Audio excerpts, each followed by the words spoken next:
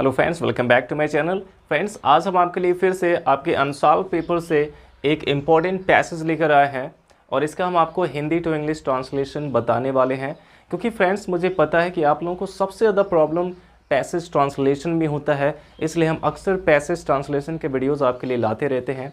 और इसके पहले जो हमने पैसेज ट्रांसलेशन पे वीडियो आपको दिया था वो भी अनसॉल्व से ही बताया गया था, और ये भी जो पैसेज है अनसॉल्व से ही बताया जा रहा है आपको, यानी कि ये भी आपके एग्ज़ाम के लिए इम्पॉर्टेंट है। तो फ्रेंड्स, सबसे पहले देखते हैं इसमें फर्स्ट सेंटेंस जो है, हमारे विद्यार्थियों के सामने आज अनेक समस्याएं हैं। हमारे विद्यार्थियों के सामने आज अनेक समस्याएं हैं। तो यहाँ पे आया कि के सामने, हमारे विद्यार्थियों के सामने अनेक समस्याएं हैं। तो इसमें के सामने यानी इन फ्रंट ऑफ का यूज इसमें करना उतना सुटेबल नहीं है, क्योंकि के सामने समस्या नहीं है बल्कि उनके पास ही वो समस्या है। तो यहाँ पे हमें हैज़, हैव, हैड का यूज़ करना होगा। प्रेजेंट में है तो हैज़ या हैव का यूज़ करके हम इसको बना सकते हैं कि हमारे विद्यार्थियों के पास आज अनेक समस्याएं हैं। हम इसको ऐसे ट्रांसलेट करेंगे तो ये बहुत ही आसानी से ट्रांसलेट हो जाएगा। सबसे पहले किसके पास समस्याएं हैं? हमारे विद्यार्थियों के पास।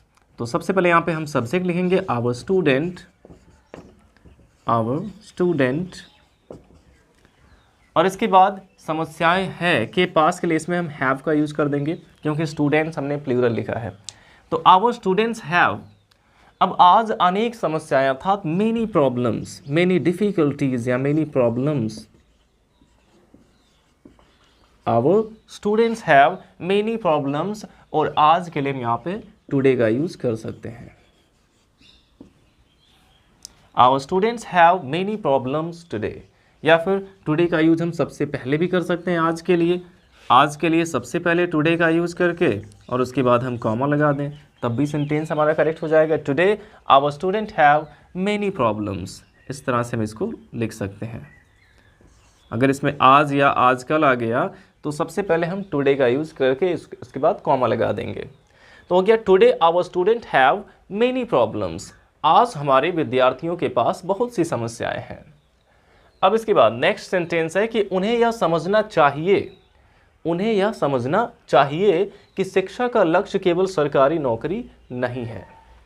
तो सबसे पहले उन्हें यह समझना चाहिए, इसको हम बनाएंगे। उन्हें के लिए हम दे का यूज़ करेंगे, क्योंकि स्टूडेंट्स यहाँ पे प्लूरल है तो दे का यूज़ करेंगे उन्हें के लिए। और समझना चाहिए, यहाँ पे देखिए एक वर्ब है समझना और उसके बाद चाहिए आ गया, यानी कि यहाँ पे हम शुड का यूज़ कर सकते हैं। तो हो जाएगा they should understand, they should understand, उन्हें यह समझना चाहिए। अब क्या समझना चाहिए, क्योंकि शुड के साथ वर्ब की फर्स्ट फॉर्म ही लगाते हैं, तो दे शुड अंडरस्टैंड हो गया। अब की के लिए, यहाँ पे की के लिए हम दैट का यूज़ कर देंगे। दैट शिक्षा का लक्ष्य केवल सरकारी नौकरी नहीं है।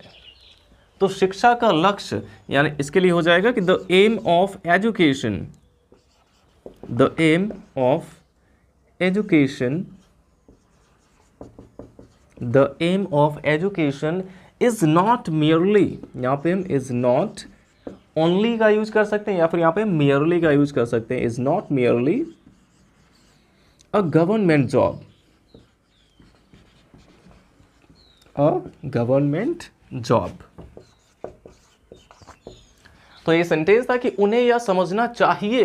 यहाँ पे समझना एक वर्ब है, उसके बाद चाहिए आ गया, तो इसमें हम मॉडल वर्ब शुड का यूज कर सकते हैं। दे शुड अंडरस्टैंड, उन्हें यह समझना चाहिए that the aim of education is not merely a government job, कि शिक्षा का उद्देश्य केवल सरकारी नौकरी नहीं है।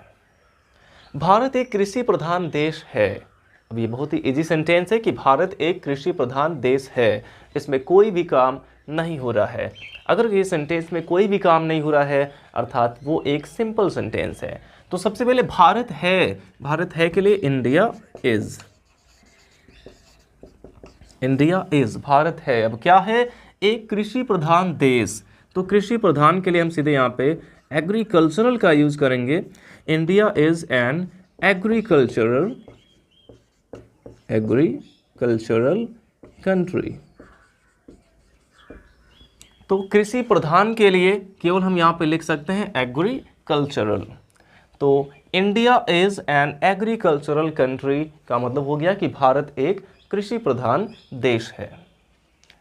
अब इसके बाद यदि यहाँ पढ़े लिखे लोग खेती की ओर ध्यान दें तो हम लोगों की दरिद्रता दूर हो सकती है। तो यदि से स्टार्ट है ये कि यदि यहाँ पढ़े लिखे लोग खेती की ओर ध्यान दें, तो यदि के लिए यहाँ पे सीधे हम इफ़ का यूज़ कर सकते हैं। इफ़ पढ़े लिखे लोग के लिए एजुकेटेड पीपल या फिर यहाँ पे लिटरेट पीपल कर सकते हैं।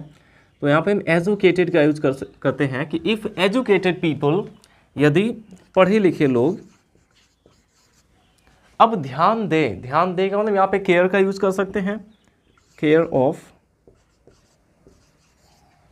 If educated people care of, यदि पढ़े लिखे लोग ध्यान दें किसके बारे में, खेती की ओर, यानी कि ऑफ एग्रीकल्चर। खेती के लिए यहाँ पे हम एग्रीकल्चर लिख सकते हैं। If educated people care of agriculture, यानी कि यदि पढ़े लिखे लोग खेती की ओर ध्यान दें, केयर के साथ हम ऑफ का यूज़ करते हैं।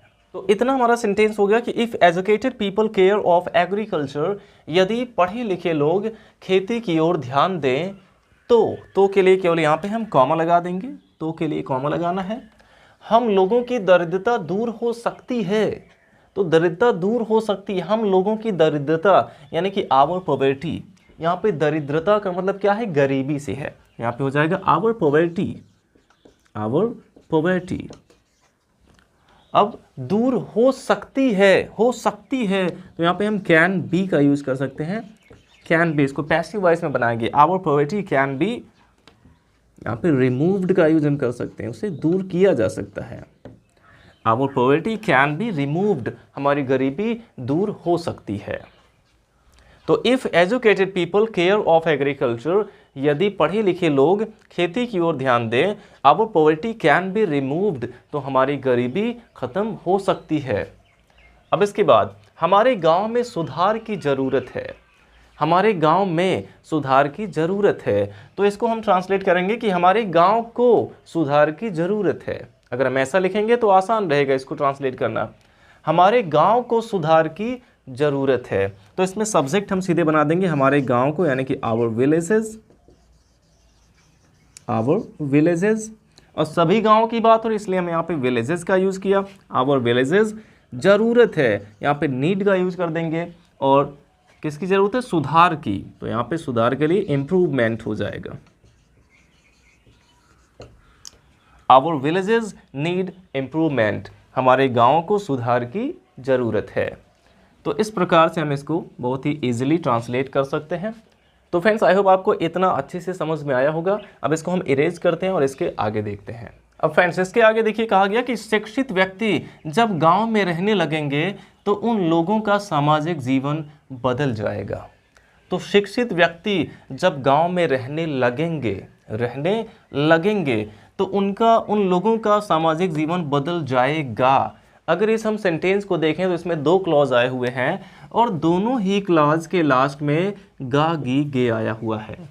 यदि शिक्षित व्यक्ति गांव में रहने लगेंगे तो क्या होगा, उनका सामाजिक जीवन बदल जाएगा। इसमें जो दोनों क्लॉज है, दोनों क्लॉज के लास्ट में गा गी गे आया हुआ है। अर्थात इसमें फर्स्ट वाला क्लॉज जो इफ़ वाला क्लॉज है उसको प्रेजेंट इंडेफिनिट और जो दूसरा क्लॉज है उसको फ्यूचर इंडेफिनिट के रूल से बनाना है।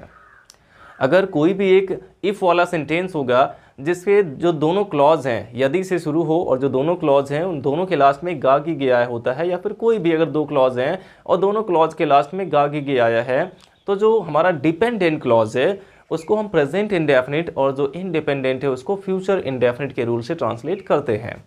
तो उसी तरह से इसको हमें ट्रांसलेट करना होगा।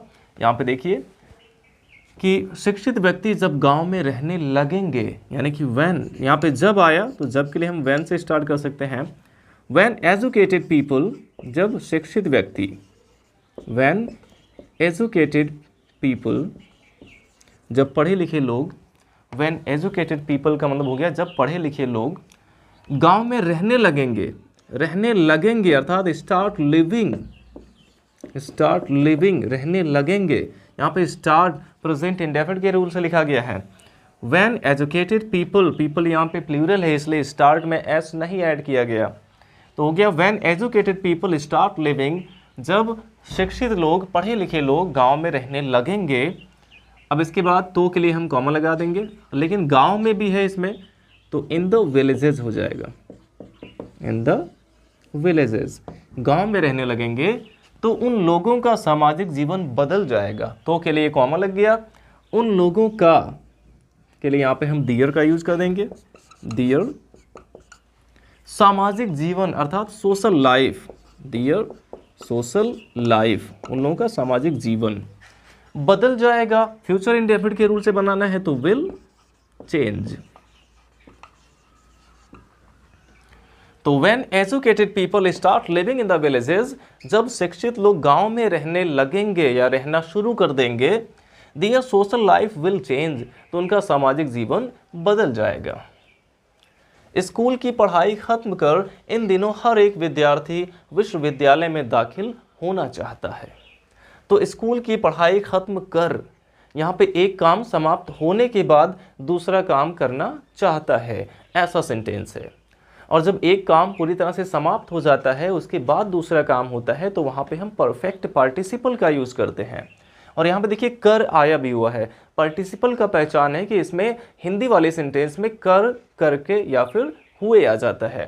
तो इसमें हम देखेंगे स्कूल की पढ़ाई खत्म कर, खत्म कर, कर यहाँ पे आ गया है। और इसमें अगर देखा जाए तो स्कूल की पढ़ाई खत्म कर यानी कि एक काम जब समाप्त हो गया उसके बाद दूसरा काम होगा, अर्थात इसमें परफेक्ट पार्टिसिपल का यूज हमें करना है। और परफेक्ट पार्टिसिपल में हम क्या करते हैं, सबसे पहले हैविंग का यूज करते हैं। तो यहाँ पे हम सबसे पहले हैविंग का यूज कर देंगे। और खत्म कर का मतलब पूरा कर, हैविंग कंप्लीटेड, हैविंग कंप्लीटेड यानी खत्म कर या पूरा कर स्कूल की पढ़ाई, अर्थात स्कूल एजुकेशन। सीधे यहाँ पे हम लिख सकते हैं स्कूल एजुकेशन या फिर स्कूलिंग एजुकेशन भी कर सकते हैं। तो having completed school education, school की पढ़ाई पूरी करके। अब इसके बाद है हर एक विद्यार्थी, तो हर एक विद्यार्थी के लिए हो जाएगा एवरी स्टूडेंट। तो यहाँ पे हमारा सब्जेक्ट है हर एक विद्यार्थी, इसके लिए हमने यहाँ पे लिखा एवरी स्टूडेंट। अब क्या करना चाहते हैं वो, दाखिल होना चाहता है। तो दाखिल होना चाहता है, चाहना इसका मेन वर्ब है, तो हम वांट का यहाँ पे सिंगुलर फॉर्म लिखेंगे वांट्स, क्योंकि एवरी का यूज हो गया। तो एवरी स्टूडेंट वांट्स। अब दाखिल होना अर्थात to take admission, wants to take admission, या फिर सीधे यहाँ पे हम ज्वाइन का भी यूज कर सकते हैं। वांट्स टू टेक एडमिशन, दाखिल होना चाहता है विश्वविद्यालय में, यानी कि इन यूनिवर्सिटी, इन यहाँ पे रहेगा यूनिवर्सिटी के साथ ए का ही यूज करते हैं, इन अ यूनिवर्सिटी। तो इसमें सेंटेंस हमारा था कि स्कूल की पढ़ाई खत्म कर, इसको हमने परफेक्ट पार्टिसिपल के रूल से बनाया। सबसे पहले हैविंग का यूज करके, हैविंग के साथ वर्ब की थर्ड फॉर्म लगाते हैं। तो having completed school education, school की पढ़ाई खत्म करके every student wants to take admission, सभी यानी हर एक विद्यार्थी प्रवेश लेना चाहता है अर्थात दाखिल होना चाहता है इन अ यूनिवर्सिटी, विश्वविद्यालय में। अब इसके बाद नेक्स्ट सेंटेंस हमारा कि यह धारणा एकदम गलत है। यह धारणा यानी कि यह सोच, यह विचार एकदम गलत है। तो यहाँ पे हम कह सकते हैं कि दिस थिंकिंग, यह धारणा के लिए हम यहाँ पे लिख सकते हैं कि दिस थिंकिंग, या फिर दिस थॉट भी कर सकते हैं। दिस थिंकिंग इज, यह धारणा एकदम गलत है। एकदम के लिए यहाँ पे हम एब्सोल्युटली का यूज कर सकते हैं। तो दिस थिंकिंग इज एब्सोल्युटली, या फिर क्वाइट का यूज कर सकते हैं। यहाँ पे हम एब्सोल्युटली का यूज कर देते हैं, absolutely. This thinking is absolutely wrong, बिल्कुल गलत है। यह धारणा बिल्कुल गलत है, एकदम गलत है। तो this thinking is absolutely wrong, ये जो धारणा है ये बिल्कुल गलत है। अब आई होप इतना भी आपको समझ में आ गया ट्रांसलेशन इसका। अब इसके बाद हम इसको इरेज करके अब इसके आगे देखते हैं। अब इसके बाद फ्रेंड्स हमारा नेक्स्ट सेंटेंस है कि भारतीय युवक और युवतियों को इन विषयों पर ठीक से विचार करना चाहिए। भारतीय युवक और युवतियों को, यहाँ पे सब्जेक्ट हमारा है भारतीय युवक और युवतियाँ, ये सब्जेक्ट है तो जाएगा इंडियन, भारतीयों के लिए Indian boys and girls, boys and girls. Indian boys and girls. अब इनको क्या करना होगा, ठीक से विचार करना चाहिए। यहाँ भी करना चाहिए आ गया, तो यहाँ भी हमें शुड का यूज़ करना है, या फिर चाहे तो यहाँ पे मस्ट का यूज़ कर सकते हैं। अवश्य विचार करना चाहिए, यहाँ पे हम मस्ट भी लगा सकते हैं। Must think, Indian boys and girls must think. Should भी यहाँ पे गलत नहीं होगा, तो यहाँ पे हो जाएगा कि Indian boys and girls must think, अर्थात भारतीय युवक और युवतियों को सोचना चाहिए, ठीक से विचार करना चाहिए इन विषयों पर। थिंक प्रॉपरली यहाँ पे हम कर सकते हैं, ठीक से के लिए प्रॉपरली का यूज़ कर सकते हैं। थिंक प्रॉपरली का मतलब ठीक से विचार करना चाहिए। जब कोई भी काम कहना हो कि यार ठीक से करो, तो वहाँ पे हम प्रॉपरली का यूज़ कर सकते हैं। जैसे कहना हो कि ठीक से खाओ, तो कहेंगे ईट प्रॉपरली। ठीक से बैठो, सिट प्रॉपरली। ठीक से चलो, वॉक प्रॉपरली। तो इस तरह से ठीक से के लिए हम प्रॉपरली का यूज़ करते हैं। तो यहाँ पे हो जाएगा Indian boys and girls must think properly, यानी कि भारतीय युवक और युवतियों को इस बारे में अवश्य सोचना चाहिए। मस्ट थिंक प्रॉपरली, ठीक से अवश्य सोचना चाहिए। और किस बारे में, इन विषयों पर। तो यहाँ पे हम कर सकते हैं कि ऑन दीज टॉपिक्स। यहाँ पे प्लूरल है, इन विषयों पर, इसलिए दिस का नहीं बल्कि यहाँ पे दीज का यूज करना होगा। ऑन दीज टॉपिक्स, इन विषयों पर। तो ये सेंटेंस हमारा ट्रांसलेट हो गया कि Indian boys and girls must think properly on these topics. अब इसके बाद तभी वे साहस के साथ भविष्य का सामना कर सकेंगे। तभी के लिए यहाँ पे हम कर देंगे ओनली देन। तभी के लिए हम ओनली देन का यूज कर सकते हैं, या फिर केवल देन का यूज कर सकते हैं। वे साहस के साथ भविष्य का सामना कर सकेंगे। अब यहाँ पे देखिए सकेंगे आया हुआ है। जब भी एबिलिटी की बात होती है प्रेजेंट टाइम में, तो हम कैन का यूज कर देते हैं। जैसे मैं चल सकता हूँ तो आई कैन वॉक। जब प्रेजेंट टाइम में कोई एबिलिटी की बात होती है तो वहाँ पे हम कैन का यूज कर देते हैं। और पास्ट टाइम की अगर एबिलिटी या फिर इन एबिलिटी की बात होती है तो वहाँ पे हम कुड का यूज कर देते हैं। लेकिन अगर फ्यूचर टाइम में एबिलिटी की बात होती है तब क्या करेंगे, हम विल के साथ तो कैन का यूज कर नहीं सकते हैं कि विल कैन, क्योंकि विल भी मॉडल वर्ब है और कैन भी मॉडल वर्ब है, तो एक साथ दो मॉडल वर्ब तो आएंगे नहीं, इसलिए यहाँ पे विल कैन नहीं हो सकता है। तो जब एबिलिटी की बात हो और फ्यूचर टाइम की बात हो तो वहाँ पे हम कैन के स्थान पे विल बी एबल टू का यूज करते हैं। विल बी एबल टू या फिर शैल बी एबल टू का यूज करते हैं।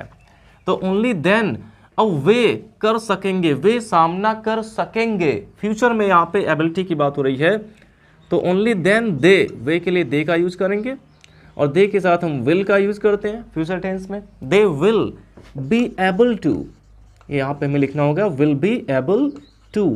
ये इतना हमें लिखना होगा जब भी फ्यूचर टाइम में एबिलिटी की बात होगी तो only then they will be able to. अब सामना करना इसमें है तो सामना करना के लिए फेस का यूज कर देंगे, एबल टू फेस। किसका सामना करेंगे, भविष्य का, फेस द फ्यूचर, भविष्य का। और कैसे सामना करेंगे, साहस के साथ। तो इसके लिए हम यहाँ पे लिख सकते हैं विद करेज, विद करेज लिख सकते हैं, या फिर यहाँ पे ब्रेवली भी लिख सकते हैं। इस प्रकार से फ्रेंड्स हम इस पूरे पैसेज को आसानी से ट्रांसलेट कर सकते हैं। देखा जाए तो ये पैसेज बहुत ही इजी पैसेज था।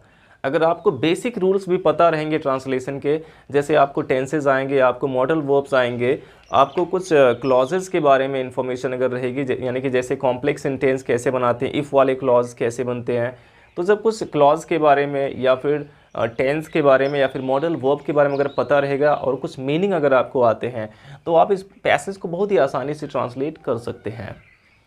तो फ्रेंड्स आई होप आपको इसका ट्रांसलेशन बहुत ही अच्छे से समझ में आया होगा। अब हम इसको इरेज कर देते हैं और इसके बाद आप इस पूरे हिंदी वाले पैसेज का स्क्रीनशॉट लेके इसे खुद से ट्रांसलेट ज़रूर करिएगा। और अगर किसी भी सेंटेंस में आपको प्रॉब्लम होगी तो आप कमेंट बॉक्स में मुझसे पूछ सकते हैं, मैं उसका रिप्लाई ज़रूर करूँगा।